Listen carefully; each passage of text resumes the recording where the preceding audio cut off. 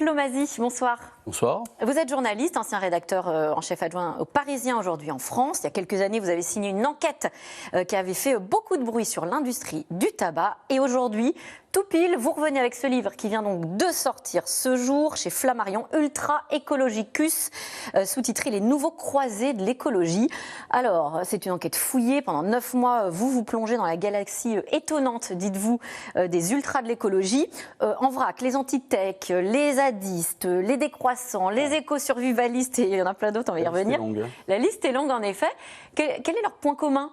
Si j'en ai un. Le point commun, c'est que, ils pensent que l'effondrement est inévitable, notre civilisation, pour la plupart d'entre eux. Et l'autre point commun, c'est l'anticapitalisme. Ils pensent que pour s'en sortir, il faut sortir du capitalisme. Et on va regarder alors le point de départ de cette plongée d'enquête pendant 9 mois. Et bien le point de départ, c'est ça. Ils sont venus occuper le centre de Paris, des centaines de militants écologistes. Leur symbole, un sablier entouré d'un cercle pour alerter sur l'urgence climatique. Parmi eux, beaucoup de jeunes, leur stratégie bloquer des lieux complètement pour des durées indéterminées. On n'est pas là avec des fusils, on est là en tant qu'être humain en disant voilà, c'est nos corps là, avec nos corps, on est là pour vous dire regardez la vérité en face et acceptez de dire la vérité aux gens. Et les gens, à ce moment-là, ils accepteront sûrement de faire les efforts nécessaires pour leur survie. Le 7 octobre 2019, là on est place du Châtelet, et elle est occupée par un groupe donc de radicaux qu'on ne connaît pas à l'époque, qui s'appelle Extinction Rébellion. On apprend dans votre livre d'ailleurs qu'ils sont financés par le groupe de rock britannique Radiohead, et qui sont aujourd'hui en France. Complètement, oui, ils sont arrivés en 2018-2019 à peu près. Alors ils ont effectivement un sablier, pour dire que le temps s'écoule et que l'extinction est proche. Extinction, ça fait référence à l'extinction des espèces. Et puis rébellion, il faut se soulever. Alors ce qui est intéressant dans ce que disent les militants d'Extinction Rébellion, c'est qu'ils ne sont pas là avec des fusils. C'est-à-dire que leur truc, c'est la désobéissance civile non violente. Ils pensent que comme ça, ils vont gagner à leur cause, les gens. Parce que quand on est violent, évidemment, les gens ont peur et ils ne vous rejoignent pas. Donc là, c'est ça. Et cette désobéissance civile non violente, c'est la méthode qu'avait utilisée Gandhi. Gandhi, d'ailleurs, est allé dans le village en Angleterre qu'a vu naître Extinction Rébellion. Ça s'en inspire ?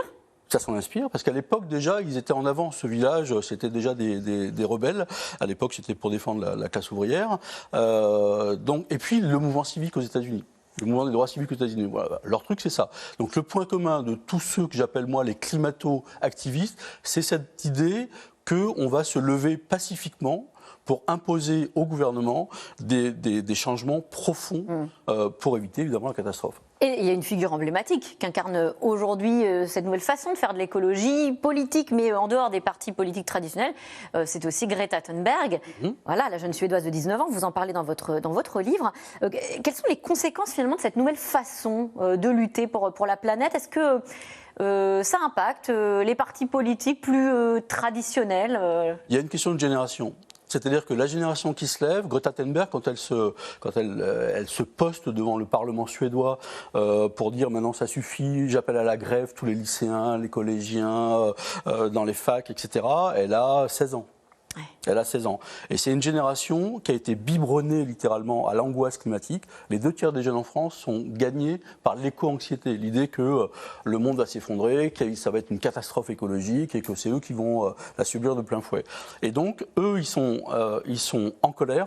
Ils ne votent pas pour l'instant. Ils ne votent pas.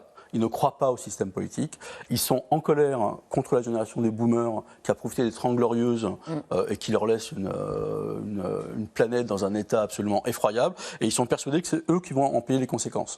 Donc ce qu'ils veulent, c'est pas une écologie de gouvernement, c'est pas Yannick Jadot. Ce qu'ils veulent, c'est un mouvement populaire type Gilets jaunes pour forcer les politiques à faire quelque chose. Parce que pour l'instant, ils ne font rien. Est-ce que ça veut dire, là vous citez Yannick Jadot, est-ce que ça veut dire qu'Europe Écologie Les Verts finalement est déjà dépassé si on vous écoute ? D'abord, Europe Écologie Les Verts, c'est un édifice politique déjà un peu compliqué, qui est une alliance entre les Verts et les autres mouvements écologiques. Bon, c'est que la pointe émergée de l'iceberg. En fait, le mouvement écologiste, le vrai mouvement écologiste, il y a les militants d'Europe Écologie Les Verts, évidemment. Historiquement, ça a représenté l'écologie en France.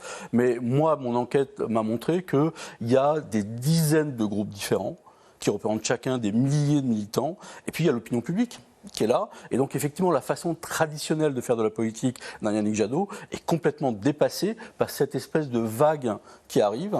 Il y a, encore une fois, c'est une question générationnelle. Il y a une vague qui arrive de jeunes militants très radicaux et qui veulent tout changer. C'est simple. C'est simple, oui, encore faut-il pouvoir le faire. Alors justement, parmi les groupes radicaux, vous en citez plusieurs. Vous êtes allé à la rencontre des zadistes, par exemple, qui occupent les terrains pour empêcher certaines constructions. On pense à l'aéroport Notre-Dame-des-Landes. Il y en a d'autres. Et puis il y a le grand retour aussi du rêve communautaire. Oui. Alors, vous vous rappelez, bien sûr, le mouvement Baba Cool, Peace and Love, des années 70, on partait en Ardèche pour élever des chèvres. En fait, vous dites, cette utopie n'a pas totalement disparu, il y a même une sorte de retour. Elle a pas vous avez appelé ça vous leur avez donné un nom. Oui, là, c'est les néo-utopistes. On renoue avec l'idée utopiste de petites communautés. Même en ville, parfois. Ça peut être de l'éco-habitat, ça peut être de l'habitat participatif, de l'habitat partagé, etc. C'est une autre manière de vivre, avec très peu d'empreintes écologiques, qui préfigurerait le monde de demain. Voilà. Et donc, le plus connu, celui qui avait porté cette idée, c'était Pierre Rabhi, qui est mort l'année dernière avec ses fameuses oasis, le mouvement des colibris, etc. Le fondateur du mouvement colibri. On revient à la Terre. Comme en 68 ou en 70, on revient à la terre, on fait de la permaculture, de l'agroécologie, etc., etc. Encore une fois, on se détache du monde capitaliste. C'est vraiment ça l'idée, pour ne plus peser sur la nature et donc épargner la nature. Et alors, en creusant un peu plus, vous rencontrez d'autres profils, des collapsologues qui, eux, se préparent carrément à la fin du monde. Ça peut parfois peut-être prêter à sourire quand on ne les connaît pas, qu'on n'intègre pas ces groupes-là. Vous les avez rencontrés. Vous précisez que ce sont pour beaucoup de personnes des gens très rationnels, qui sont très instruits pour la plupart, et que certains vont néanmoins jusqu'à quitter pour le coup leur vie. Pour aller vivre dans la nature. Alors eux, ce sont les éco-survivalistes. Voilà. Les collapsologues sont ceux qui normalement étudient la possibilité de la fin du monde, en se basant sur les rapports du GIEC, etc. Bon. Ils regardent un peu en scientifique ce qui se passe. C'est des observateurs et ils essaient d'alerter l'opinion publique. Donc il y a des gens, alors ils sont rejoints par des gens très connus. Par exemple, il y a une auteure de polar extrêmement connue qui s'appelle Fred Vargas, qui alerte sur la possibilité d'un effondrement. Bon. Mais c'est les intellectuels, pour beaucoup, qui observent un peu. Et il y en a qui passent à l'acte. Et il y en a qui passent à l'acte en disant, si on est sûr que ça va s'effondrer, à ce moment-là, il faut s'y préparer. Et on s'y prépare comment? J'ai rencontré, par exemple, une famille en Auvergne. Alors eux, ils ont acheté une maison en Auvergne, du terrain autour, ils ont leurs réserves d'eau, ils ont leurs outils low-tech qui leur permettent de créer de l'énergie, ils savent faire de la réfrigération d'aliments sans électricité, ils ont des fours solaires, etc., etc. Ils font l'école à la maison pour leurs enfants. Ils vivent en autarcie. Ils vivent en autarcie, dans un coin plutôt reculé, et si jamais tout s'effondre, ils sont prêts. Et ils sont comme ça en France, des dizaines, voire des centaines de milliers qui s'y préparent. Vous diriez que c'est un mouvement qui se développe ? La collapsologie, la possibilité de l'effondrement, c'est un phénomène dans l'opinion publique extrêmement important. Vous écrivez un bouquin sur le sujet, vous faites des milliers de ventes. Et puis encore une fois, il y a cette éco-anxiété qui fait que les gens sont très réceptifs à ce mouvement-là. Ils ont compris qu'il y avait quelque chose de grave qui est en train de se préparer.